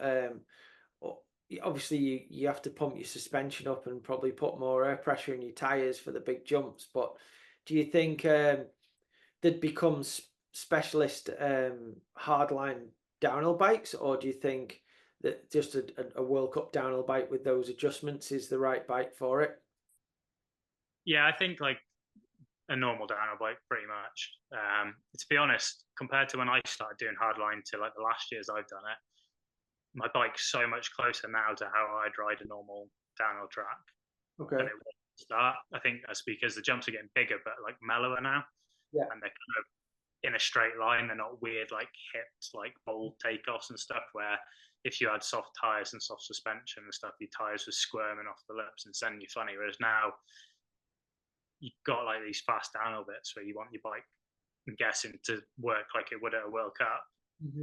Because the jumps are still, I'm sure there's minor changes that you're doing, and the guys with like the teams behind them can probably change them a little bit more because they know what they're doing a little bit more, just specific little things.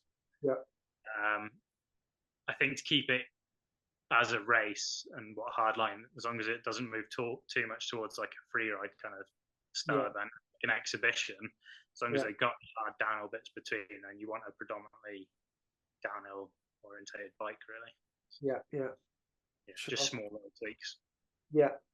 And because obviously the guys that end up winning the event are always the World Cup guys. You know, you've got quite a few free ride guys going that are, you know, look super comfortable and stylish on the jumps, but they don't have that pace of the World Cup guys. Yeah, exactly. And cool. And so you know, currently you've been doing different races and events, but you're doing a lot of spending a lot of time at Diffie Bike Park doing coaching. Are you enjoying that? Yeah, doing it at Dovey, doing a bit of my own stuff as well outside there, and I do enjoy it. Yeah, I'm trying to keep a balance where I'm still having enough time to ride for myself. Kind of try and stay sharp somewhat for the races I do want to do. I haven't done many races this year because of breaking my collarbone, but I do enjoy coaching. It's hard sometimes, but when you can see someone getting a lot out of it and really listening, and if you do a few sessions with someone and you can see a bit of progression, Yeah, it's really cool. And it's just time on your bike, really, isn't it? yeah, yeah. It is. It is. It's riding bikes. Yeah, it is different, but yeah, it's all time on your bike. And what are the? Do you get all kinds of abilities and age groups that you're coaching at Dovey? Yeah, so I've coached people from like 7 or 8 years old on like 20-inch wheeled things to people who've never been to a bike park before to a few times I've had like up and coming races and even some like potential World Cup races and stuff. Just trying to help them, and obviously it changes what you're working on and how much you can help them improve. Sometimes it's like really small, like little bits where they can improve on it and they really need to work at it, and other times it's something really big where quite an obvious change straight away. Yeah. So that's what kind of keeps it interesting, I guess. It's not always the same thing. Yeah, sure. And you know, going back to your current sponsors and stuff, you know, it's a shame what happened with Vitus and Nukeproof and CRC, but you were kind of in the process of helping develop the downhill bike and stuff at Vitus. Was that something that you were, you know, enjoying and something you want to do moving forward with another brand? Yeah, for sure. I've always kind of wanted to be more involved in that, and it was annoying with the whole Vitus thing because we were really at the start of that whole project. We'd only just in time for Hardline the previous year got the first kind of version of that new downhill bike, and it was already really good. But from talking to the engineers who came to Hardline and stuff, we had quite a lot of different plans to try different things with the bike and move forward with it. And like I said to you before, I'm really interested in that side of things now and trying to learn more myself. And I've got a lot of experience in racing and riding for a long time, so I think I've got a pretty good feel for things these days. So something I'd really like to be involved with for sure. Definitely. It's a real shame, and that bike was looking good. Obviously you did really well on the bike, so it must have been a good bike. It looked a pretty simple bike Yeah, from outside. I'd always ask, could we you know, get one of those bikes to ride and just compare, because you know we were just riding the Nukeproof bikes, but that never happened. Was it much? Obviously, you know, it was similar guys working on the both brands, but so I imagine the geometry was quite similar to the Nukeproof downhill bike. Was there much difference in the ride characteristics of it compared to what you'd been on before? I guess it was quite a while before when you were on Nukeproof, but did you notice any similarities or any major benefits on the Vitus? like you said, it was a long time between riding the Nukeproof and even your bikes had changed quite a lot. And probably um, the ideas that the engineers and stuff were coming up with and what they were trying to get out of the bike probably changed a bit between them. But I'd imagine that they were trying to get the same thing out of the bike in just a different package, really, to suit that brand to some extent, like the Vitus style of bike as opposed to the Nukeproof. The new one I felt just really, it feels, I'm still riding it now to be honest. Yeah. I'll be racing it this weekend. It feels just kind of neutral. It doesn't do anything too weird really yet. Obviously I'm just riding it on UK tracks. I haven't ridden a really rough World Cup style track, but it feels pretty planted and balanced front to rear to me. Yeah. Maybe if I had more bike time on it, I'd be able to really dial it in. But there's a few adjustments on it, which is cool. So I can try different, like a more progressive kind of rate or a more linear rate, different rear end lengths, higher and lower bottom brackets. Yeah, yeah. 29 or 27 wheels. So plenty to go at. Yeah. And did you did you find much difference between carbon and aluminium bikes? Do you think there's any benefit to one or the other? Again, I'd never been back to back with like the same brand of the carbon and Yeah. then an athlete like of the same bike. Um, when I went off your guys' bikes, I went to a carbon Norco, but it was quite a wildly different design with a high pivot. Um, and then onto the propane was carbon again. Yeah. So yeah, I don't know. I quite like just alloy really. Just Especially, seems the way everyone's going. Easier to manufacture, maybe cheaper. I'm not really sure. But, yeah. from a yeah, I don't know. From a sustainability side of things, it's probably better as well, isn't it? Yeah. Yeah. And easier to change, without having to Yeah, make different models. You just want to yeah. change I'd it love up. to have tried. Like, if I'd had a chance to ride the same bike in a carbon version and an alloy version, it'd be really interesting. I think to Yeah. really have that back to back. When you try and to compare one design of bike to another design of bike in carbon versus alloy or whatever it might be, it's quite hard to really get any consistency in it, isn't it? Yeah, definitely. And so, so you've got a race coming up this weekend at Bala, is it? Yeah, yeah. And then after that, is that racing done for this year? Have you been able to make a plan for 2025 yet, or are you still trying to work on sponsors for that? Yeah, so I got a national this weekend coming up, and then just a local race hopefully the weekend after that, just a PS Dano race, just to get some more racing in, really. Yeah. Just show a little bit more for my sponsors, but more than anything, just because I want to race, because I Yeah. still enjoy it. Yeah. And then yeah, still like I said, trying to talk to people about next year. I've got some ideas in my head, but without knowing what I can get off people and kind of if I can get any budget towards doing different things, then it's hard to really put a plan in place, isn't it? What would be your ideal sort of scenario for next year if you could, if any sponsors would be interested? I mean, obviously, Hardline do all of them, however many there might be. I think probably just two again. Um, I'm still pretty keen on the British downhills. I can see a slight kind of um, resurgence in it. It seems to be good competition at all the times, even if the events aren't always perfect. And it seems there's like different organisers at different rounds, but the competition's good, so I enjoy that. So Yeah. try and do most of them. But I'd like to do some of the crank work stuff again. Yeah. It seems pretty cool.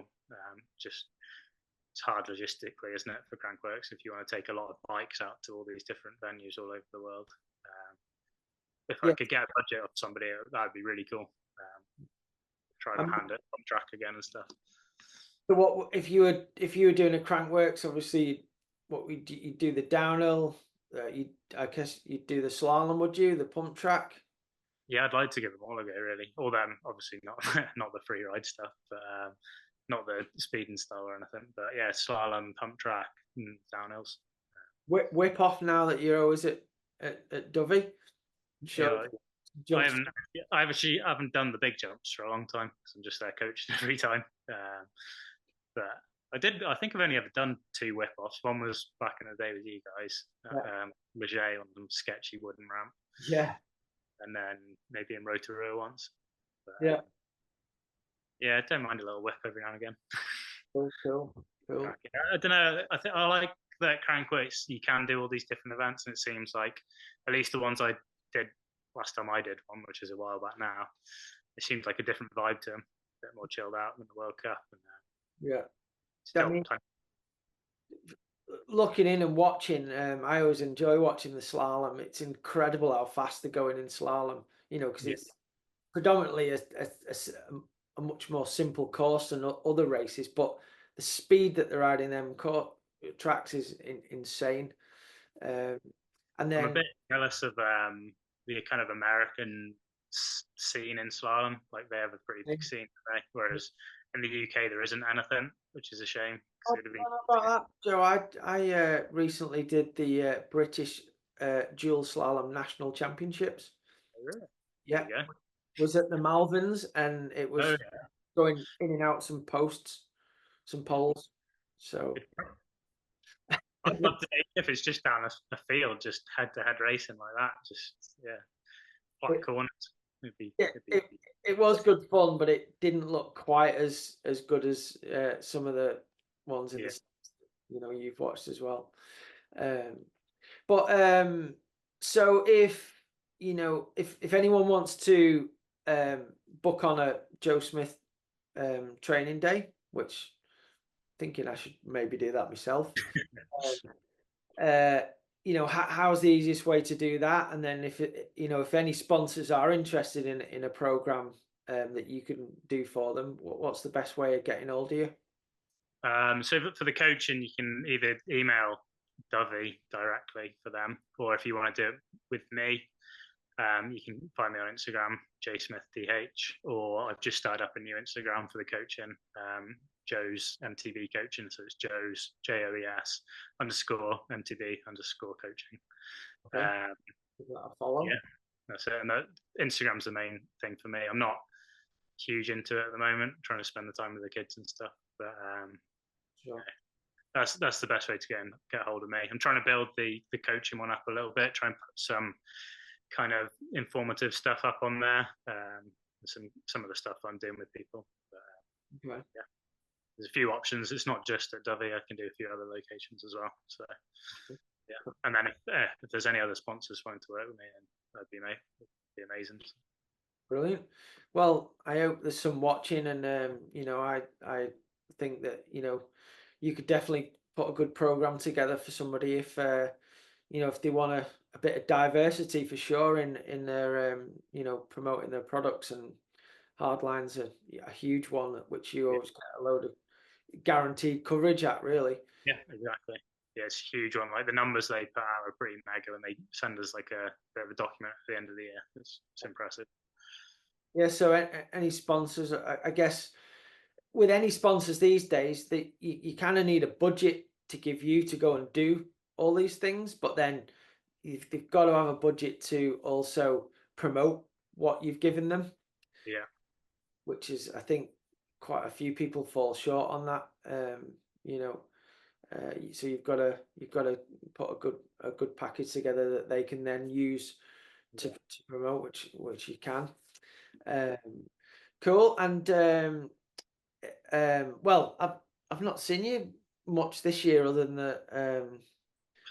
at all this year, because I haven't been anywhere, and you've not been to. We did our first national, didn't we, in Riola, which wasn't the best for you guys. I was there for about 5 minutes. Yeah, No, it.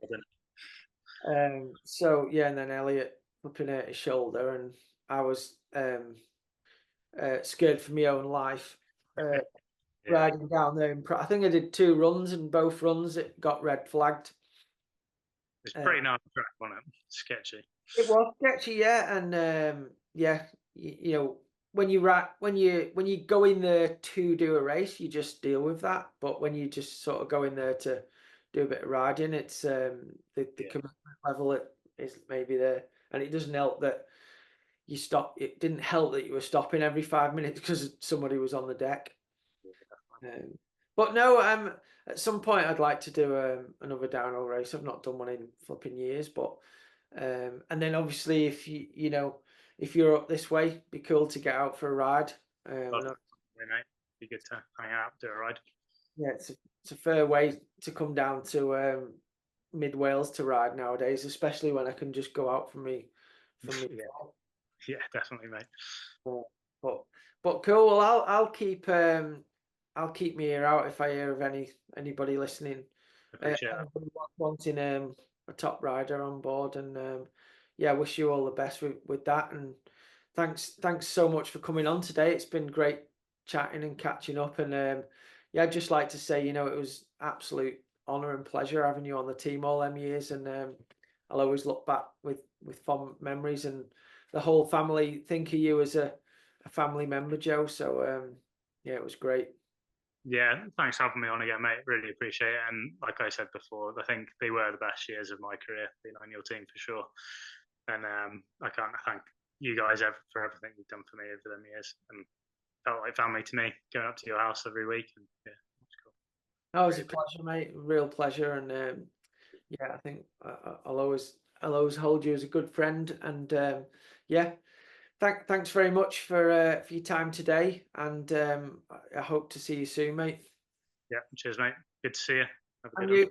Cheers, Thank Joe. you. Bye Bye. now. Bye. Right, well, hope everyone enjoyed that chat with Joe Smith. As I said, Joe's incredible bike rider, and it was an honour to have him on the team for so many years. And yeah, if you don't already follow Joe, make sure you do. And yeah, thanks for coming on, Joe. Also like to give a big shout out to Surf and Turf Awnings that made us an incredible Stay on Your Bike tent, pop-up tent. Them guys make the best stuff in the business. So if you're looking for a easy up, go and see them guys. They can do whatever you want, whatever design you've got, and the turnaround is really quick and the pricing is really competitive as well. So thanks to those guys. And yeah, we'll see you next week. Don't forget to subscribe, like, and comment, because that really helps us. We've still got Stay on Your Bike t-shirts available. So if you can, support the channel. Thanks very much. Cheers.